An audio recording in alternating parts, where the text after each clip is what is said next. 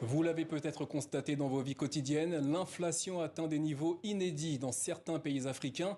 Des manifestations de colère ont récemment eu lieu en Sierra Leone, au Kenya ou encore au Ghana. Comment expliquer la hausse des prix dans les économies africaines? Pourquoi l'inflation est-elle un des principaux terreaux de la colère en Afrique? Un livre analyse ce phénomène, son titre La vie chère de l'Afrique à l'Europe, quand la colère passe par les prix. Il s'agit d'un essai signé Vincent Bonnecase, chercheur en sciences politiques au CNRS. Bonsoir et merci d'être avec nous. Bonsoir. Je précise que vos travaux portent sur les colères et révoltes sociales au Sahel. Qu'est-ce qui vous a poussé à étudier la vie chère spécifiquement en Afrique de l'Ouest? Ce qui m'a poussé à travailler sur la vie chère, c'est que je m'interrogeais sur la manière de dire l'injustice dans les pays dans lesquels je faisais mes enquêtes, en particulier au Burkina Faso et au Niger.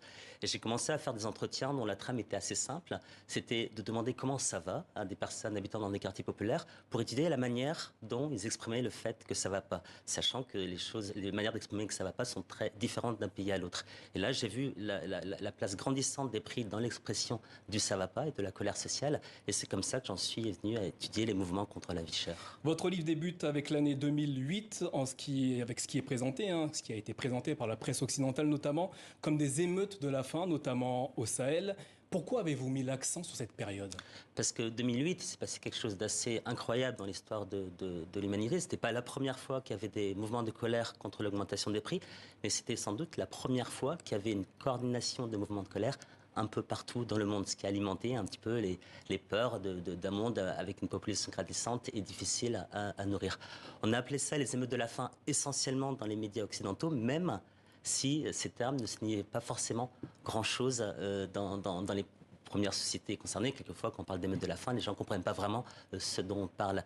Finalement, moi, ce qui m'intéressait dans ces émeutes, c'est pas le rapport à la faim, mais c'est le rapport à l'injustice. Qu'est-ce qui fait qu'on se révolte? Aujourd'hui, il y a beaucoup d'historiens qui montrent que finalement, il n'y a aucun rapport mécanique entre la dégradation des conditions de vie et la révolte. Et que finalement, on peut beaucoup plus souvent se demander dans l'histoire, non pas pourquoi les gens se révoltent, mais pourquoi ils ne le font pas plus souvent. Justement, qu'est-ce que ces révoltes disaient ou racontaient au sujet des personnes qui se soulevaient à cette époque?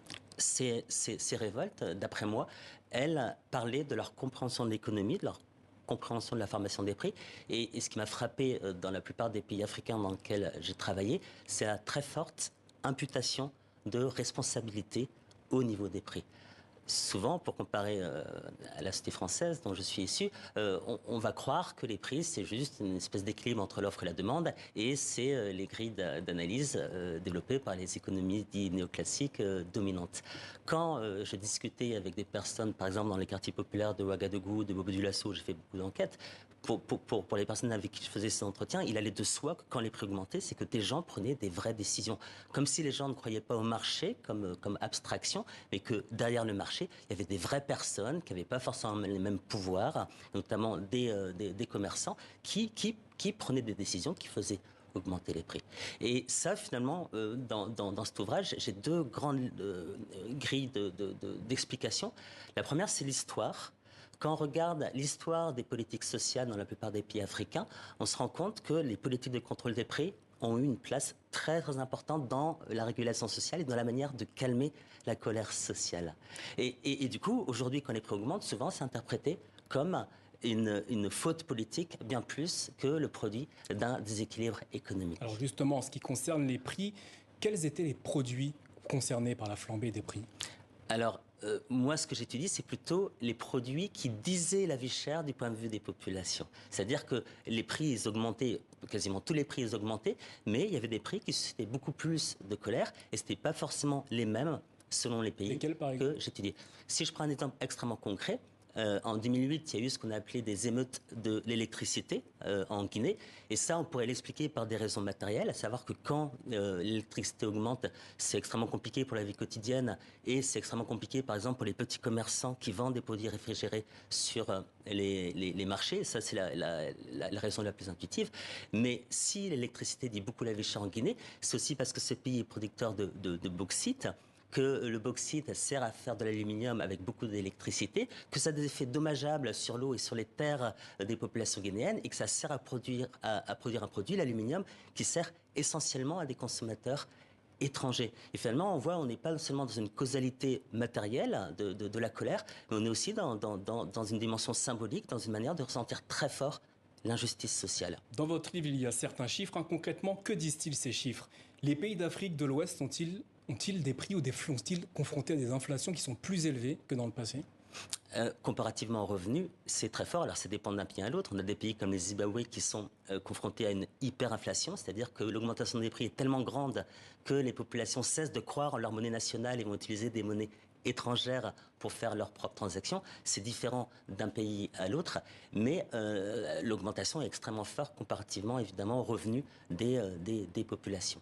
Alors vous le dites, vous l'expliquez dans ce livre, la vie chère n'a pas partout en Afrique la même signification. Quelle différence avez-vous pu observer sur le terrain? Alors, par rapport aux produits, par rapport à l'imposition de responsabilité, il y a certains pays où c'est plus l'État, ou d'autres pays c'est plus la fiscalité, d'autres pays plus les grands commerçants qui sont imputés. Et ça, pour comprendre les différences, il faut faire des enquêtes sociales. Dans chacun des pays, on verra qu'il y aura une différence dans ce qu'on appelle, de manière générale, l'inflation. On voit finalement qu'à travers ça, les objets économiques, c'est pas justement des chiffres, c'est pas des réalités générales, mais elles ont des significations que dans des contextes extrêmement précis, qui ne sont pas les mêmes d'un pays à l'autre. La pandémie de Covid-19 et la guerre en Ukraine sont-elles les seules responsables de la flambée des prix actuellement sur le continent africain? Non, justement, quand on parle de ça, on est un peu dans une croyance au marché. On va dire il y a moins d'offres de céréales du fait de la guerre en Ukraine. On va dire il y a une brusque augmentation de la demande après la reprise économique, après la période pandémique. Et ça, on est dans une grille d'analyse libérale. Mais finalement, derrière l'augmentation des prix, il y a aussi des acteurs extrêmement concrets. Par exemple, il y a des sociétés de négoce. Le nombre de sociétés de négoce qui maîtrisent le commerce des céréales à l'échelle mondiale n'est pas si élevé. Et il est clair qu'il y a des acteurs qui ont une augmentation, une responsabilité concrète dans cette augmentation des prix. Et je pense que derrière cette colère, en fait, il y a une demande de visibilité. Il y a une demande de visibiliser les processus de formation des prix. Dans certains pays africains, les gouvernements ont bloqué le prix de certaines denrées de base. Est-ce que ces mesures ont eu un effet concret? Plus ou moins, mais je dirais que depuis les années 90, depuis les ajustements structurels, la plupart des gouvernements ont de fait renoncé aux outils de régulation des prix qui ne permettaient pas de juguler complètement les augmentations, mais en tout cas qui permettaient un petit peu d'agir sur les prix. Il y a eu ces ajustements structurels où finalement, sous l'influence du FMI et la Banque mondiale, notamment dans les politiques alimentaires, on s'est mis à privilégier les importations plutôt que la production locale. Et on voit aujourd'hui, il y a une grosse critique extrêmement partagée de ces politiques-là. On a vu dans votre reportage sur le Maroc des personnes parler au retour à l'autosuffisance alimentaire, qui est un concept des années 60, mais ça prend du temps à revenir sur 20 ans de purge néolibérale. On est très loin de revenir pour l'instant sur ces politiques-là. Enfin, c'est un des fils rouges de votre livre. Comment expliquez-vous que la colère face à la vie chère apparaisse parfois plus intense en Afrique qu'ailleurs dans le monde? Eh bien, si je fais la comparaison avec la France, donc je viens d'un pays qui est soumis à un mouvement social extrêmement fort depuis quelques mois, dont on a entendu aussi parler sur votre chaîne. Et finalement, ce qui fait la colère des gens, en l'occurrence c'était la retraite, c'était les droits donnés à l'activité de travail, et notamment de ce qu'on appelle des sociétés salariales. C'est-à-dire qu'en France, ou dans la plupart des pays européens, la justice sociale s'est souvent construite par rapport à des systèmes de redistribution des revenus. Et si aujourd'hui les gens éprouvent de la colère, par exemple, contre la politique de M. Macron, c'est pas seulement à cause d'une dégradation matérielle des conditions de vie, c'est parce que cette politique, en fait, dit l'injustice sociale au regard de la manière dont l'injustice sociale s'est construite dans les conceptions partagées. Et pourquoi cette colère est-elle perçue comme étant plus intense sur le continent africain? Par rapport au prix, vous voulez dire? Par rapport au prix. Par rapport au prix. Alors, j'ai parlé de l'histoire. Il y a une autre cause pour moi qui est extrêmement importante. C'est quand on regarde dans les familles de classe populaire, en tout cas des pays pauvres d'Afrique, finalement, les gens consomment beaucoup moins de biens au quotidien que ça peut être le cas dans un pays européen. Et finalement, pour chacun de ces biens, les gens sont capables de nommer extrêmement précisément les commerçants à qui ils doivent, notamment les grands commerçants, à qui ils doivent la distribution de ces biens. Et du coup, ce qu'on appelle le capitalisme de manière abstraite en France, c'est des noms extrêmement précis en Afrique, d'où cette imputation de responsabilité et cette colère. Vincent Bonnecase, merci d'avoir répondu à nos questions. Votre livre, La vie chère, est à retrouver aux éditions Flammarion. Merci à vous. Merci.